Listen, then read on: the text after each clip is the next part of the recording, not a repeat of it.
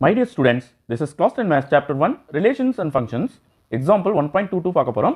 Find k if f dot f of k is equal to 5 where f of k equal to 2k minus 1 அப்படினு சொல்லிருக்காங்க. Okay. பாத்தீங்கன்னா f of k equal to 2k minus 1 இல்லையா? இப்போ f dot f of k அப்படினு சொல்லும்போது function f க்குள்ள மறுபடியும் x க்கு பதிலா f of k எடுத்து நம்ம சப்ஸ்டிட்யூட் பண்ணனும். ஓகே? அதாவது f of 2k minus 1. Okay, so f dot of f of k is equal to 2 போட்டு ஒரு bracket open பண்ணிக்கலாம்.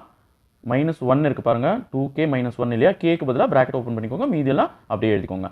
இப்போ இந்த bracket குள்ள இந்த k க்கு பதிலா மறுபடியும் 2k minus 1 இங்க சப்ஸ்டிட்யூட் பண்ணனும்.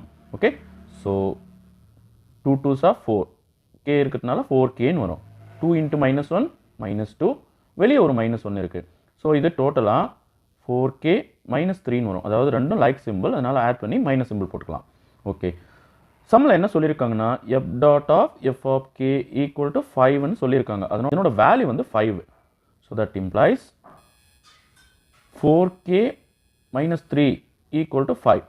இந்த minus 3 இந்த சைடு கொண்டு வந்துருவோம். then 4k equal to 5 plus 3 ன்னு வந்துடும்.